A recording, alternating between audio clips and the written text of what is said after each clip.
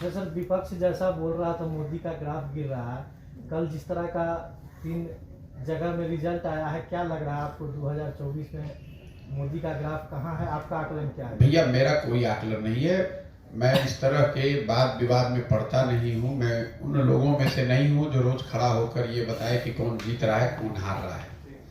लेकिन इस बात की मूल जो जड़ है उसको समझिए। मैंने अपने कई साक्षात्कारों में ये बताया है कि भाजपा जिसको आप हराना चाहते हैं, विरोधी जो भी उनके दल है, अब किसी को भी अगर आप हराना चाहते हैं तो सबसे पहले आपको समझना है कि उसकी ताकत है क्या। भाजपा को वोट लोग क्यों देते हैं? जब तक आप उसकी ताकत को समझकर उससे बेहतर कोई प्रयास नहीं करेंगे तब तक लोग वोट आपको क्यों देगा। तो जो भाजपा को वोट मिलता है वो मोदी के ग्राफ ऊपर नीचे से नहीं मिलता है। भाजपा को वोट मिलने के 4 कारण हैं। पहला, हिंदुत्व जो उनकी एक विचारधारा है, विचारधारा से जुड़ा हुआ एक बहुत बड़ा वर्ग है जो भाजपा को इसलिए वोट करता है कि उसका भाजपा वाले हिंदुत्व में यकीन है। दूसरा, जो ये नियो राष्ट्रवाद की बात शुरू हो गई है, जो गांव देहात में आप सुनते हैं कि भारत विश्व का गुरु बन गया, पूरे विश्व में भारत की शान मोदी जी ने बढ़ा दी, इतना बड़ा G20 हो गया।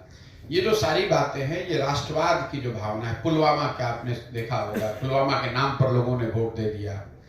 तो दूसरा जो वजह है, बड़ी वजह है कि राष्ट्रवाद की एक भावना को बढ़ाकर उसके आधार पर लोग भाजपा को वोट मिलता है। तीसरा, एक बहुत बड़ी संख्या में लाभार्थी हैं जिनको सरकार की अलग अलग योजनाओं के, चाहे शौचालय का हो, किसान स्वनिधि का हो, घर बनाने का हो, जिसको सीधे सरकार, केंद्र सरकार पैसे भेज रही है। और चौथा, जो बीजेपी का अपना संगठन है, उस संगठन की जो ऑर्गेनाइजेशनल और फिनेंशियल मसल पावर है। अब आप आरजेडी से अगर चुनाव लड़ रहे हैं तो आप 2-4 करोड़ रुपया पैसा देकर तब आते हैं चुनाव लड़ने, क्योंकि जो पार्टी आपको टिकट देगा वो पैसा लेता है। अगर आप भाजपा से चुनाव लड़ रहे हैं तो भाजपा वो पैसा आपको दे रही है कि भाई आप जाइए और अच्छे से वहां जनसंपर्क कीजिए और चुनाव लड़िए। तो इन चारों विषयों पर कम से कम 4 में 3 अगर आप बेहतर प्रयास नहीं करेंगे, हिंदुत्व के सामने कोई बेहतर विचारधारा होनी चाहिए, राष्ट्रवाद जो भाजपा का राष्ट्रवाद है उससे बेहतर राष्ट्रवाद आपका दिखना चाहिए, लाभार्थी के लिए, लोगों के लिए जो भाजपा कर रही है उससे बेहतर लाभार्थी का आपका मॉडल होना चाहिए, और जितनी ताकत भाजपा की ऑर्गेनाइजेशन की, संगठन की जमीन पर है उसके मुकाबले का संगठन खड़ा होना चाहिए। जब तक इन 4 में कम से कम 3 बातों पर आप बेहतर प्रयास नहीं करेंगे तो 10 में 7 बार 8 बार आपको हार का ही सामना करना पड़ेगा। 1-2 जगह जहां जीत हासिल हो भी जाती है उसका कोई बहुत असर नहीं है। कई लोगों को लग रहा है भाई कांग्रेस तेलंगाना जीत गई, कर्नाटक जीत गई। ये वोट कांग्रेस को नहीं मिला है, ये वोट वहां की सरकार के खिलाफ है। मतलब लोग केसीआर के खिलाफ वोट करना चाहते थे, वहां से दल के तौर पर कांग्रेस ही है तो कांग्रेस को वोट मिल गया। प्रो इनकम्बेंसी का जो वोट होता है, जहां आपकी सरकार है और फिर अगर आपको लोग चुने तो फिर बात है। तो जब तक कांग्रेस के लोग इस तरह का प्रयास नहीं करेंगे तब तक उनको सफलता मिलने वाली नहीं। क्या आने वाले चुनाव में फिर मोदी जी आपको बुलाएंगे तो जाएंगे आप उनके पास? हम तो जब काम ही नहीं वो करते हैं तो कोई बुलाए हम कहीं नहीं जाएंगे। ना राहुल जी बुलाएंगे तो भी नहीं जाएंगे, नीतीश जी बुला रहे हैं तो भी नहीं जाते हैं, मोदी जी बुलाएंगे तो भी नहीं जाते हैं। क्योंकि मैंने अपना तय किया है जीवन में कि मैंने जिन दलों के साथ, पार्टियों के साथ काम कर लिया, 10 वर्ष किया, अब और लोगों की एक समझ है कि मैं जिन दलों को, नेताओं को सुझाव मैंने दिया, उनके साथ काम किया, वो लोग सब लोग चुनाव जीत गए। तो मैंने अपने लिए अब तय किया है कि भाई मुझे दल और नेता को सुझाव नहीं देना है, मुझे बिहार की जनता को सुझाव देना है। ये आपको लग रहा है कि पहले प्रशांत किशोर कुछ दूसरा काम करते थे, अब दूसरा करते हैं। हम वही काम कर रहे हैं जो पहले करते थे। पहले दलों को, नेताओं को सुझाव देते थे, उनकी मदद करते थे। अब हम वो काम बिहार की जनता के लिए कर रहे हैं। और मुझे इससे कोई मतलब नहीं है कि भाजपा जीत रही है, कि आरजेडी जीत रहा है, कि कांग्रेस जीत रहा है, कौन जीत रहा है, कौन हार रहा है, ये मेरा विषय नहीं है। मेरा विषय है कि बिहार की जनता जीतनी चाहिए, हमारी स्थिति सुधरनी चाहिए। मोदी जी जीत गए, 10 साल से जीते हुए हैं, तो उससे बिहार से पलायन तो नहीं रुक गया, उससे बिहार की बदहाली तो नहीं खत्म हो गई, बिहार के बच्चों का भला नहीं हुआ। उससे पहले यूपीए की सरकार थी, कांग्रेस की सरकार थी, उससे तो बिहार का कुछ भला नहीं हुआ। जब तक बिहार के लोग अपनी चिंता नहीं करेंगे, अपने बच्चों की चिंता नहीं करेंगे, तब तक मोदी जीते कि राहुल जीते उससे कोई फर्क नहीं पड़ने वाला है। आपका और हमारा जीवन सुधरने वाला नहीं है। तमिलनाडु आज देश में सबसे अग्रणी राज्यों में है। तमिलनाडु में तो कभी भाजपा का मोदी जी का शासन नहीं रहा है। तमिलनाडु में कांग्रेस आज 40, 50, 60 वर्ष से नहीं है। तो तमिलनाडु सबसे आगे का राज्य कैसे बन गया? जब देश आजाद हुआ तो तमिलनाडु और बिहार दोनों बराबर के राज्य थे।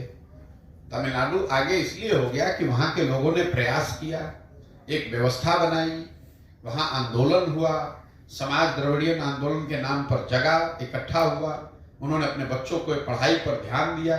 सबसे पहले केरल, तमिलनाडु वो राज्य हैं जहां पर लोगों की साक्षरता दर को बढ़ाया गया। उसी का उनको फायदा आज मिल रहा है। वो उनके यहाँ फैक्ट्रियां लग रही हैं और आपके हमारे बच्चे यहाँ से जाकर वहाँ मजदूरी कर रहे हैं। पीछे कैसा अनुभव रहा आपको? क्या लगा कि यहाँ के लोगों की क्या समस्या है? देखिए, दरभंगा में लोगों की क्या समस्या है वो तो दरभंगा का जब पूरी पदयात्रा खत्म करेंगे तब पता चलेगा।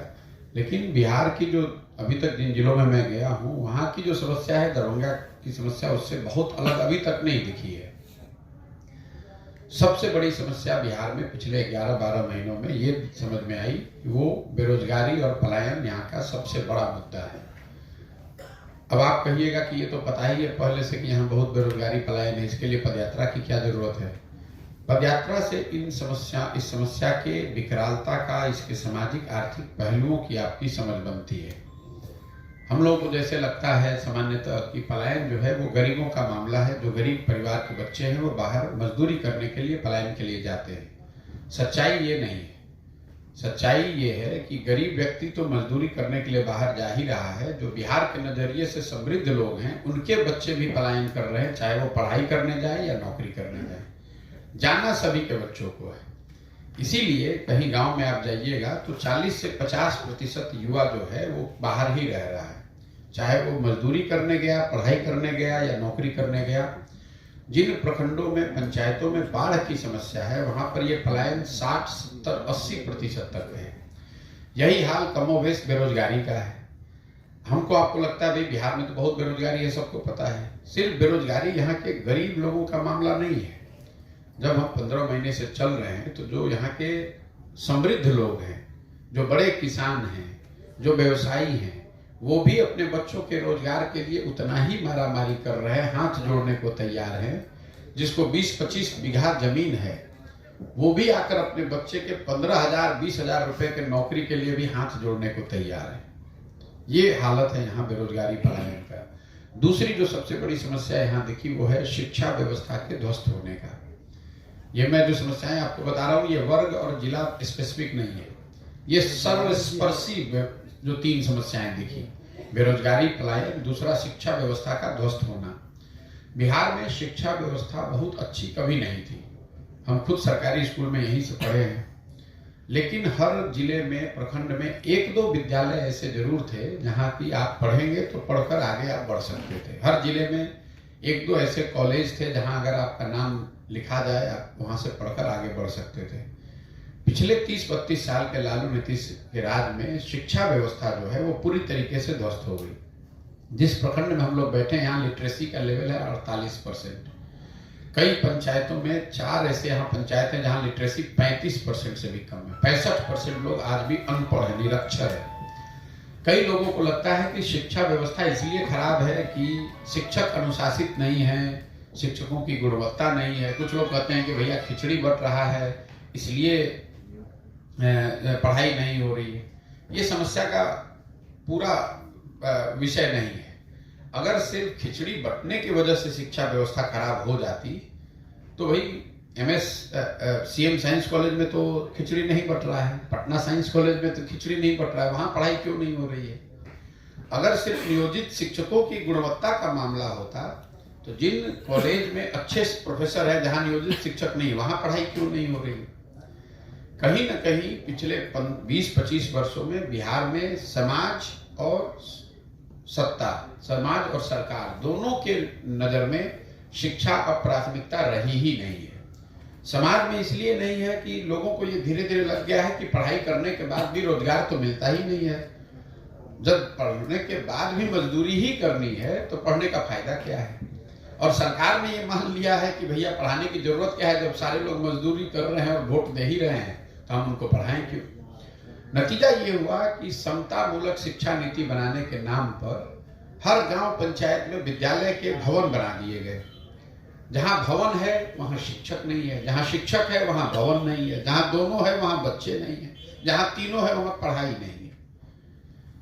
पूरे बिहार की शिक्षा व्यवस्था को अगर आप एक पंक्ति में समराइज करें तो यहाँ पर स्कूलों की जो छवि है वो खिचड़ी बांटने के, साइकिल बांटने के सेंटर की है, और कॉलेज की छवि है कि यहाँ से डिग्री मिलता है, डिग्री बढ़ता है। पढ़ाई दोनों में कहीं नहीं हो रहा है, पढ़ने वाला भी जानता है, पढ़ाने वाला भी जान रहा है। इसीलिए जब इस कालखंड का इतिहास लिखा जाएगा इस राज्य का, तो नीतीश कुमार जैसे व्यक्ति के मुख्यमंत्री रहते हुए शिक्षा व्यवस्था के ध्वस्त होने को उनके शासनकाल का सबसे बड़ा काला अध्याय बताया जाएगा। ऐसा इसलिए, मान लीजिए कि कल एक अच्छी सरकार आ जाए तो संभव है कि ये सड़क टूटी हुई है, आपके सिंघवारा ब्लॉक में सड़क अच्छी हो जाएगी। यहाँ नहर का पानी नहीं पहुंच रहा है, नहर आ सकता है। लेकिन कल एक अच्छी सरकार आ भी जाए तो जो 2-3 पीढ़ी के लोग इस ध्वस्त शिक्षा व्यवस्था से पढ़कर निकल गए, अब उनका जीवन सुधरने वाला नहीं है। कोई सरकार आ जाए अब उनको शिक्षित समाज के पीछे ही चलना पड़ेगा। ये दोनों के बाद जो तीसरी सबसे बड़ी समस्या दिखी वो है किसानों की बदहाली का। एक पंक्ति में अगर मैं आपको किसानों की हालत यहाँ बताऊं, गांव देहात में जो लोग बताते हैं कि पहले जो खेती किसानी करने वाले लोग थे बिहार में, वो 2-4-5 वर्ष खेती किसानी करने के बाद कुछ पैसा बचाकर 1-2 कट्ठा जमीन खरीदते थे। आज हालात ये है किसानों का कि अगर आपके घर में कोई नौकरी नहीं करता है, आपके पास कोई बिजनेस व्यवसाय नहीं है, आपके घर में कोई शादी विवाह लग जाए, कोई बीमार पड़ जाए, तो किसान को 1-2 कट्ठा जमीन बेचे बगैर उपाय नहीं है। और किसानों की बदहाली के यहाँ 3 कारण हैं। पहला कारण ये है कि यहाँ बिहार देश का एकमात्र शायद ऐसा राज्य है, बड़ा राज्य, जहां भूमि सुधार को लेकर पिछले 75 साल में कोई काम नहीं किया गया। नतीजा ये हुआ है कि 1/3 से ज्यादा जमीन उसका मालिकाना हक डिस्प्यूटेड है, पता ही नहीं है कि उसका मालिक है कौन। इसीलिए जो आप समस्या देखते हैं कि दाखिल खारिज में कोई 15,000 रुपया ले रहा है, कोई 12,000 रुपया ले रहा है, वो इसलिए कि जमीनों के मालिकाना हक को लेकर कोई क्लैरिटी नहीं है, उसकी कोई व्यवस्था नहीं है। जो नीचे कर्मचारी है और कर्मचारियों के साथ घूमने वाले जो दलाल हैं, जिसको अटर्नी लोग यहाँ कहते हैं, उन्हीं के भरोसे है कि जमीन का मालिक कौन है। दूसरा, 1/3 जमीन तो वैसे बर्बाद हो गई। दूसरा, यहाँ जो जल संसाधन का जो प्रबंधन है, आधी जमीन बिहार में ऐसी है जहाँ बाढ़ आती है या आने की संभावना होती है। इसकी खूब चर्चा भी होती है। कई बार लोग कहते हैं भैया बाढ़ आता है इसलिए यहाँ किसान की हालत खराब है। वो समस्या का एक पहलू है। 50% जमीन में बाढ़ से प्रभाव है, लेकिन जो बाकी बचा 50% जमीन है, उसमें आधी से ज्यादा जमीन या तो सूखे से प्रभावित है या वहां जल जमाव का बड़ा मामला है। मधुबनी, दरभंगा में भी आप देखेंगे कोई ऐसा प्रखंड पंचायत नहीं है जहां 2-4 हजार एकड़ जमीन जल जमाव से नहीं प्रभावित है। तो आप जब सड़क पर चलते हैं तो एक साइड लोग बताते हैं कि सूखा है और दूसरे साइड जल जमाव है, जहाँ की एक ही फसल हो रही है, वो भी खेती नहीं हो रही है। अभी बगल का जिला मधुबनी है, आपके यहाँ भी मखाने की खेती होती है। मधुबनी बिहार का जलकर का सबसे बड़ा जिला है। वहाँ करीब 2,23,000 एकड़ जमीन है पूरे मधुबनी में खेती योग्य। उसमें 31,000 एकड़ जमीन सिर्फ जलकर है, पोखरे तालाब वगैरह। 31,000 एकड़ जो जलकर है, उसमें से 85% तालाब और पोखरे बंद पड़े हुए हैं, उसमें कोई काम नहीं हो रहा है, उसमें कोई उसका कमर्शियल यूटिलाइजेशन नहीं हो रहा है। और तीसरी जो किसानों की सबसे बड़ी समस्या है, जिसकी वजह से किसान यहाँ बदहाल है, वो है फसल के दाम का उचित दाम न मिलना। अभी धान की कटाई हो रही है, 2150 रुपए धान का सरकारी मूल्य है, और आपके जिले में भी लोग 1700-1600 में धान अपना बेच रहे हैं। एक सर्वेक्षण, आर्थिक सर्वेक्षण बताता है कि बिहार में किसानों को फसलों के उचित दाम न मिलने की वजह से हर साल करीब 20,000 करोड़ रुपए का नुकसान होता है। 20,000 करोड़ रुपए का। अब आपको यहाँ बैठ के लगता है कि भाई पंजाब में किसान तो बड़ा धनी है, तो एक पंजाब का मैं आपको आंकड़ा देता हूँ। पिछले 10 वर्ष में पंजाब में 75% गेहूं और 70% से ज्यादा धान सरकारी समर्थन मूल्य पर खरीदा गया है। बिहार में पिछले 10 वर्ष में 13% धान और 1% गेहूं ही सरकारी समर्थन मूल्य पर खरीदा गया है। तो ये जो 3 समस्याएं हैं, बेरोजगारी, पलायन, शिक्षा व्यवस्था का ध्वस्त होना और किसानों की जो बदहाली है, ये ऐसी समस्या है जो हर जिले में, प्रखंड पंचायत, हर जगह, हर वर्ग ने मुझे बताया है। बाकी जो समस्या है वो तो आप लोग बताते ही रहते हैं। मोदी जी या प्रशांत किशोर और राहुल गांधी से क्या हो जाएगा? जब तक समाज नहीं सुधरेगा तब तक ये बिहार की दशा सुधरने वाली नहीं है। और मेरी अपनी समझ ये है और इसीलिए हम उस दिशा में काम कर रहे हैं। सर, नीतीश कुमार की भूमिका को कैसे देख रहे हैं आप? आने वाले चुनाव में क्या उनका ग्राफ रहेगा, जनता में किस तरह का? आप बहुत देखना चाहते हैं। नीतीश कुमार की क्या भूमिका हुई? कोई भूमिका नहीं है। नीतीश कुमार की राजनीतिक जीवन का ये अंतिम दौर चल रहा है। कुछ महीने, चाहे वो लोकसभा चुनाव तक चल ले या लोकसभा के चुनाव के बाद कुछ और महीना चल लेगा। अब उनके लंबे राजनीतिक जीवन का पटाक्षेप होने का समय आ गया है। ये बिहार के पत्रकार और यहाँ पर राजनीति करने वाले लोग, चूंकि आपके वो मुख्यमंत्री हैं तो आपके लिए महत्वपूर्ण है, आप चर्चा करते रहते हैं। देश के राजनीतिक परिदृश्य में नीतीश कुमार की न कोई भूमिका है, न कोई महत्व है, न ऐसा है कि नीतीश कुमार के आने जाने लगने से कुछ स्थिति बदलने वाली है। आप बताइए, नीतीश कुमार जी अगर बंगाल में चले जाएं तो किसको जिता देंगे, किसको हरा देंगे? अरे उनका तो अपना ठिकाना बिहार में नहीं है। हमने आपने मोदी जी के ग्राफ के बारे में कहा, हमने अभी से 1 महीने पहले एक बात बताई, आपको दोहरा देता हूं। मैंने जीवन में सिर्फ एक बार चुनाव से पहले बंगाल में कहा कि भाजपा को यहाँ 100 सीट नहीं आएगा। जब पूरा देश कह रहा था कि भाजपा को 200 सीट आएगा, मैंने कहा कि भाजपा को 100 सीट नहीं आएगा, अगर आएगा तो हम संन्यास ले लेंगे। इतने विश्वास से मैंने कहा था। भाजपा को बंगाल में 77 सीट आया है। मैं इतने ही विश्वास से आपको ये कह सकता हूं कि आने वाले लोकसभा चुनाव में नीतीश कुमार की पार्टी जदयू को 5 सीट भी नहीं आएगा। अगर आएगा तो हम बिहार की पूरी जनता के सामने खड़े होकर माफी मांगने को तैयार है, गलत आकलन करने के लिए। नीतीश कुमार की क्या भूमिका है? नीतीश कुमार को वोट देने वाला कौन बचा है बिहार में आज? आप पत्रकारिता करते हैं, नीतीश कुमार की ना इमेज बची है, ना कोई उनका संगठन है, ना कोई नीचे प्रभाव है। जनता त्राही त्राही करी हुई है। 42 विधायक का नेता जोड़ तोड़ करके कभी भाजपा के साथ, कभी लालटेन के साथ कुर्सी पर बैठना एक बात है और वोट लेना अलग बात। सर, आपने जो मधुबनी में भी यात्रा पूरी की है, दरभंगा में प्रवेश किया है, यहाँ की जो मूल समस्या है किसानों की, हर साल बाढ़ आती है, जल जमाव रहता है, इसके निदान के लिए अब तक आपको क्या समझ में आया कि अब तक की जो सरकारें हैं जो इसके निदान के लिए काम नहीं की, जिन पे काम होना चाहिए? इसलिए नहीं किया। मैं आपको एक चीज बता दूं, बिहार, मैंने बताया कि जो जल संसाधन में कुप्रबंधन है, अभी आप ही के जिले के मंत्री हैं जो जल संसाधन विभाग के मंत्री हैं। आपने पत्रकार होने के नाते आपको एक जानकारी दे रहा हूं, आप इसको याद रखिएगा। बिहार में चाहे गठबंधन किसी का हो, सरकार किसी की बने, जल संसाधन विभाग जो है वो उसी के पास रहता है जिसका मुख्यमंत्री होता है। क्यों? क्योंकि ये चोरी करने का सबसे माकूल विभाग है। सड़क में भी चोरी हो रही है, भवन में भी चोरी हो रही है, दूसरी योजनाओं में भी चोरी हो रही है। लेकिन अगर सड़क में चोरी कीजिएगा तो कम से कम जनता को ये दिखेगा कि ये सड़क खराब बनी है। जल संसाधन विभाग ऐसा विभाग है जिसमें हर साल करोड़ों रुपए की चोरी होती है और उसको कागज पर लिख दिया जाता है कि बाढ़ आया, सब बह गया। उसका ना कोई जांच हो सकता है, ना आप उसको पकड़ सकते हैं, ना जनता को दिखता है। तो जल संसाधन विभाग बिहार में पैसा वसूली का सबसे बड़ा विभाग है। इसीलिए वो चाहे नीतीश कुमार हो कि लालू जी हो कि भाजपा, जो भी मुख्यमंत्री रहता है वो जल संसाधन विभाग नहीं छोड़ता है। तो जब जिस विभाग में को आपने लूट का, पैसा उगाही का अगर आप उसको केंद्र बना दीजिएगा तो स्वाभाविक तौर पर वो दिक्कत आएगी। दूसरी बात यह है कि जल संसाधन को लेकर बिहार में कोई वैज्ञानिक नजरिए से प्रयास नहीं किया गया। एक होलिस्टिक सोच जो है कि जो पानी है, पूरी दुनिया में लोग बता रहे हैं कि अगला जो विश्व युद्ध होगा, अगर कभी हुआ, तो पानी के मुद्दे पर होगा। पानी की इतनी कमी है पूरे देश में और पूरे विश्व में। जिस राज्य में पानी की बहुतायत है, पानी बहुत ज्यादा है, उसको आप प्रबंधन नहीं कर पा रहे हैं।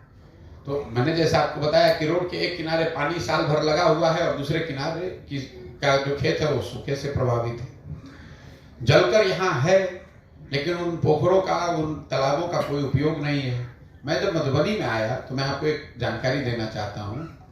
मेरा एक दोस्त है अमेरिका में, उसने एक वीडियो बनाकर भेजा कि मैं मधुबनी का, बिहार का मखाना अमेरिका में यहाँ वॉलमार्ट के स्टोर से खरीदने आया हूँ और उसका दाम बिहार में देश के करेंसी में 8,000 रुपये प्रति केजी हुआ। अभी मखाने का यहाँ भाव कितना मिल रहा है किसानों को? 600 रुपया, जो कि बढ़ा हुआ भाव है। मैं ये नहीं कह रहा हूँ कि किसानों को यहाँ 8,000 रुपये मिलने लगेगा, लेकिन जैसे आप सुधा में दूध देते हैं, अमूल में दूध देते हैं, अगर दूध की कीमत 100 रुपये है तो उसका करीब करीब 60 से 65% किसानों को, जो दूध पैदा करने वाले हैं, उनको मिलता है। मखाने का दाम 7,000-8,000 रुपये केजी है मार्केट में बाहर देश के, और किसानों को मिल रहा है उसका 10% या उससे भी कम। अगर 30% भी उसका मिलने लगे, 40% भी मिलने लगे, तो आप जरा अंदाजा लगाइए कि मधुबनी जैसे जिले में, दरभंगा जैसे जिले में, जहां हजारों एकड़ जलकर पहले से बने हुए हैं, वहां के लोगों को कितना फायदा हो सकता है। यही हाल आपके यहाँ मछली का है। 50% से ज्यादा मछली आज भी दरभंगा, मधुबनी में आंध्र प्रदेश से आकर बिक रहा है, और मधुबनी अकेले में 31,000 एकड़ में सिर्फ तालाब और पोखरे हैं।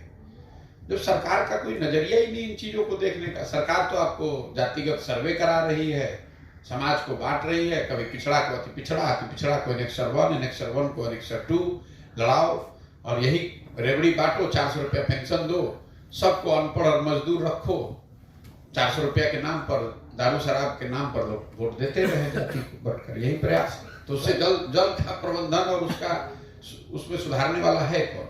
आप बताइए कि जो यहाँ के मंत्री हैं, जल संसाधन मंत्री हैं, महोदय अपने जिले का तो कम से कम सुधार दो भाई, बाकी का छोड़ दो। तो आपकी टीम या आप लोगों ने जो दौरा किया, जो पदयात्रा की है, तो क्या उपाय नजर क्या है, क्या उपाय हो सकता है बाढ़? उपाय ये है कि जिस दिन आप पानी के लिए वोट, बाढ़ के लिए वोट दोगे, तब आपको उपाय होगा। बाढ़ चिल्ला रहे हैं और अभी कल वोट होगा तो फिर उसी को जाकर वोट दीजिएगा। तो केंद्र सरकार या राज्य सरकार वो क्यों बाढ़ की चिंता करेगी? क्यों चिंता करेगी? आप बताइए। यहाँ भुतही बलान पीछे के जिले में, सीतामढ़ी में भुतही बलान एक डैम है, वहां करीब 2 लाख आबादी उस डैम के पूरा नहीं होने से परेशान थी। उन्होंने आंदोलन किया, तब मैं यहाँ पर था, हमने वहां बात करी। उस समय अभी जो जदयू के प्रदेश अध्यक्ष हैं वो जल संसाधन मंत्री थे। एक दिन में निर्णय हुआ और अभी वो बन गया। मैं पदयात्रा करके आ रहा था तो लोगों ने बड़ा स्वागत भी किया वहां के, भैया आपके कहने से यहाँ भुतही बलान डैम पूरा हो गया।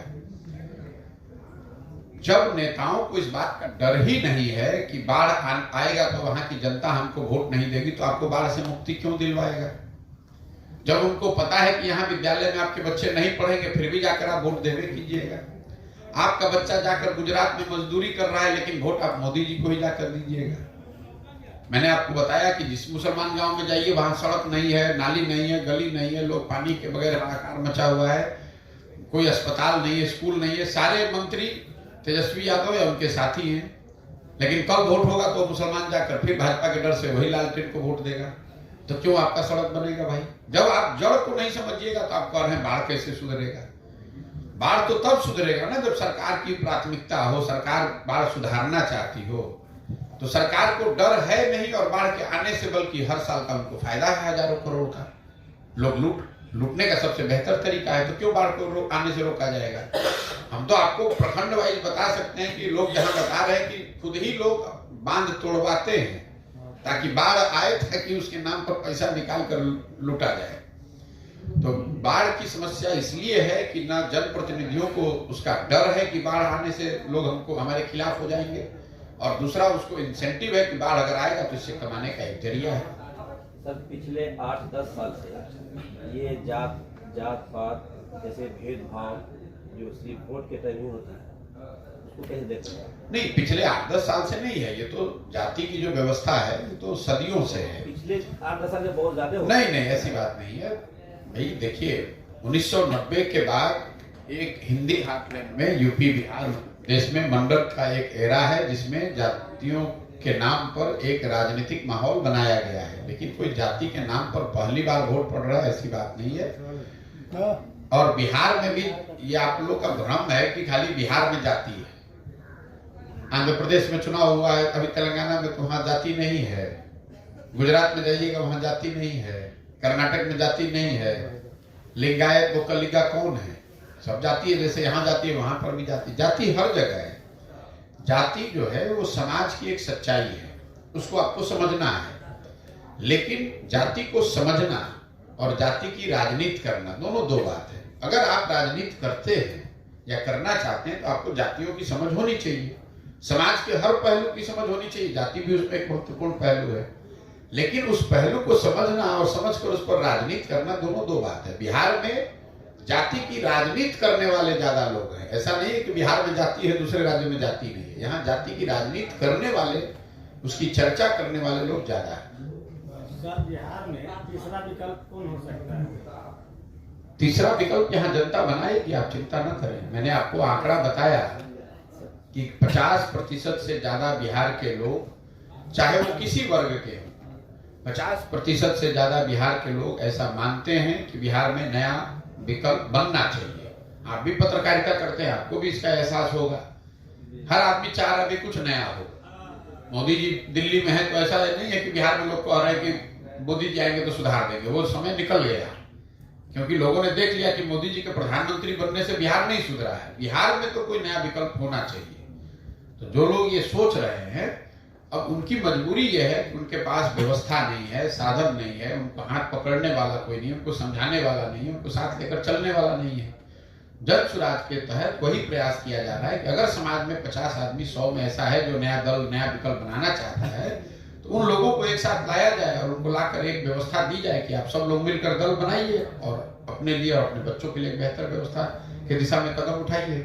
सर 24-25 में कैसा देखने को मिलेगा जनसुराज का?